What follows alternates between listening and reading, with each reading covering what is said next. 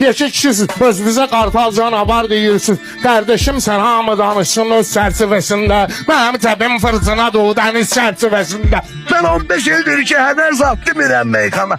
Yer almışam sənətinlə gəliş çərçivəsində. Bunlar şimdi bunlara mənim yanımda yer vermişsiniz. Şirin şəklini çəkmişsiniz öküz çərçivəsində. Ay Rəşad özbə şir deyib öküzü bəyənməyirsən. Səni mən öküzlə görmüşəm ekiz çərçivəsində. Pərviz səndən nə Meşet baban nə də aydın olmaz. Uzağa oxuya bilərsən evariz çərçivəsində. Ay Rəşad təbə gələndə duranda o cür ayağı. Sözlüyünlə oxşasın sözə söz çərçivəsində. Mən 2 minbərdə gələndə meyxana sənətinə taze pəncərə açmışam jalüz çərçivəsində.